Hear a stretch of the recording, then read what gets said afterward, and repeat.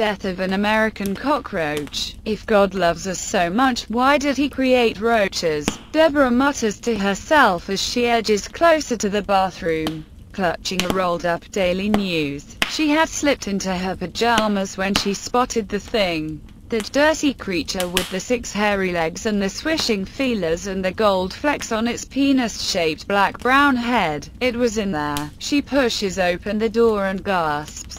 Now it's perched on the white plastic toilet seat. Debra is certain she'll never again make a number 2 or 2.5 in the bowl. There's no other bathroom. Her itty-bitty apartment is situated in the ribcage of Harlem. She curses her lack of apartment hunting skills. It's gentrified, the real estate agent had assured her. Debra had spotted white women cross the street from her second-floor window on occasion, but at night it's when the mixed-race clans loiter outside, playing their boomboxes, trading put-downs.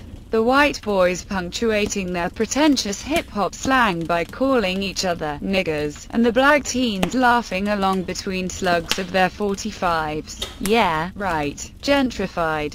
Ex-President Clinton once lived just up the block, Debra was told. She bets he never had to deal with the Harlem roach. This one is the biggest she's ever seen. Stay put, you bastard, she says to the intruder, her makeshift weapon poised. The roach scurries underneath the bowl, then pops into view. She shrieks and jumps back. Now it's disappeared. Where are you, homewrecker?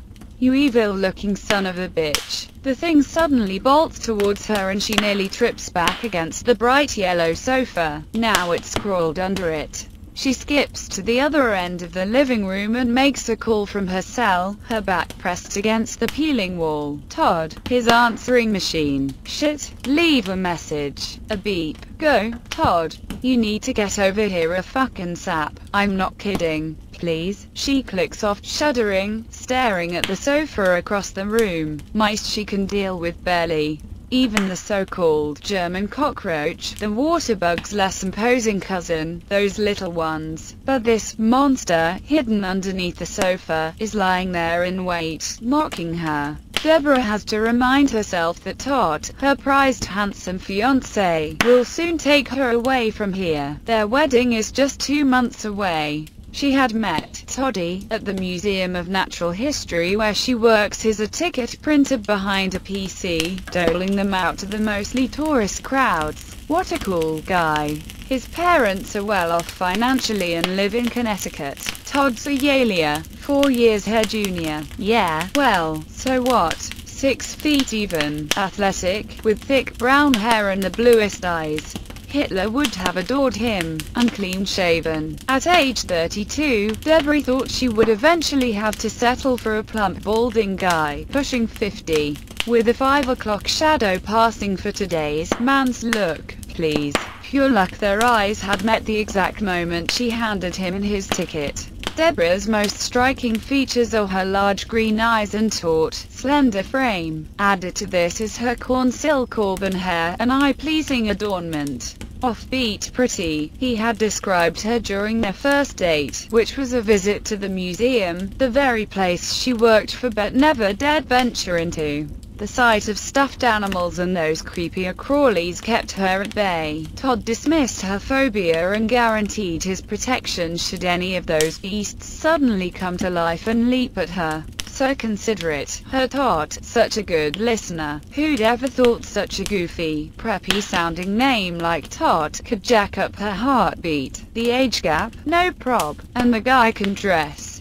Calvin Klein, Navy Yard, and Brooks Brothers for his gig on Wall Street. After a 2-month courtship and a quickie now and then in his Tony East Side apartment, he had popped the question. I need time to think it over, Todd. Yes, I'll marry you. The ring was dazzling. His only visit to her shithole convinced him she needed a change in location. After they married, living in sin was frowned upon by Todd's fetid parents, who seemed crestfallen by their only son's choice for a new girlfriend. Their look said he could do better, behind their crocodile smiles.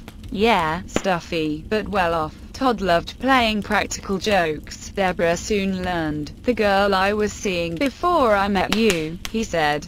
freaked when she gagged and spit out a jelly bean snuck into her coffee. I never called her again. What Todd wanted was a woman who understood his charming sense of humor. Gack. Now the roach is racing across the white rug. The color contrast makes it appear even bigger. It settles beneath the DVD player, staring at her as if to say, "Kill me if you dare." The thought of squishing it terrifies her. That crunching sound. "Oh, Toddy baby, please get here, because if you don't, I'll have to book a clean hotel room just so's I can sleep tonight. Gotta be up at 7, dude. Work tomorrow." She thinks about calling Mom, who moved to London with her boyfriend. Dad had passed away last year after a nasty stroke. Poor Dad, he won't get to pull me onto the dance floor at the wedding party. Mom's boyfriend is a smug cricket addict. Life will go on without him. Now Debra's petrified, gazing at the roach, clutching her weapon. "Go for it, Debs. Get it over with." She takes a step, then another. It seems to be waiting for her. Ugh, what a disgusting sight.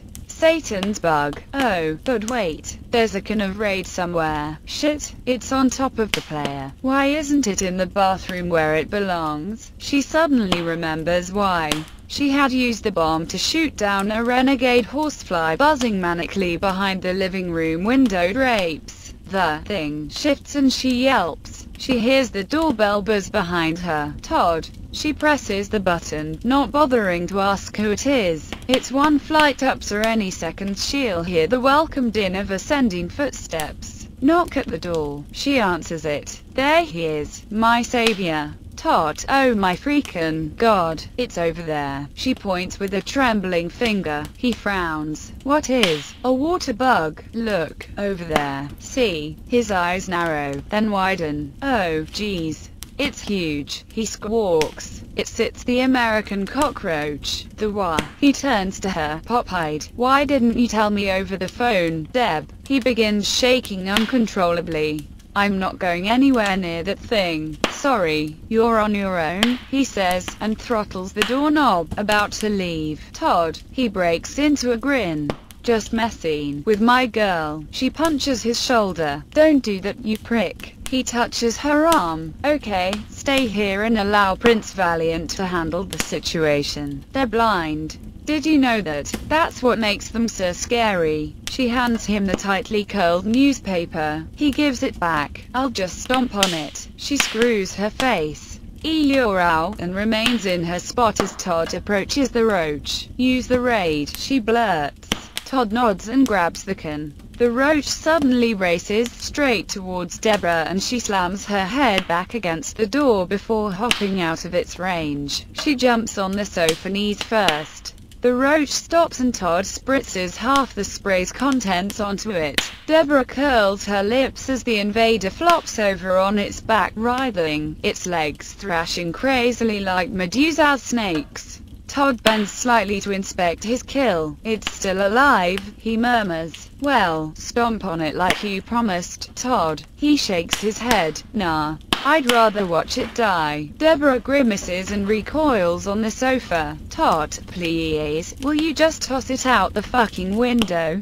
I don't even want it in my apartment. Todd slowly looks up and widens his eyes at her. It's coming to get you, Debra, he says in a spooky voice. She stares at him. Todd, stop. I mean it. It's not funny. His eyes expand even more, if that were possible. It wants to connect with you, Debra. He picks up the roach by one of its antennas. It's still squirming. Debra springs out of the sofa and backs against the door, trembling, her own eyes vast and her heart pumping acid. The roach dangles under Todd's thumb and forefinger, lashing in its death throes. Debra begins crying. Todd, please, no more. It looms larger, the thing, with each passing second. Time seems to sink. Todd tosses it at her. Debra lets go a blood-chilling scream that could be heard in Japan, that her neighbors will probably ignore. They've heard screams before. Todd drops the roach and crushes it with his brown designer shoe. Debra's tremoring won't stop. She's cowering in the corner, hugging herself. Todd pads towards her, frowning. Heyy, he soothes.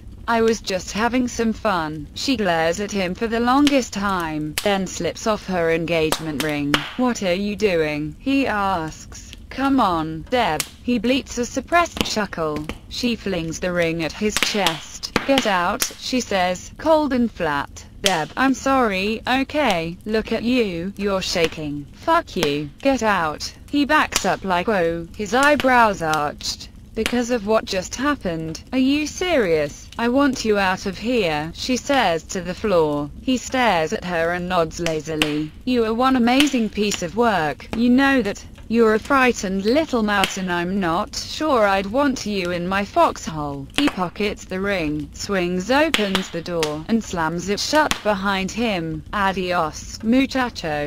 Debra stays rooted to her spot and gazes at the splattered American cockroach. Everything okay in there? She hears Mrs. Vasquez shout from across the hall.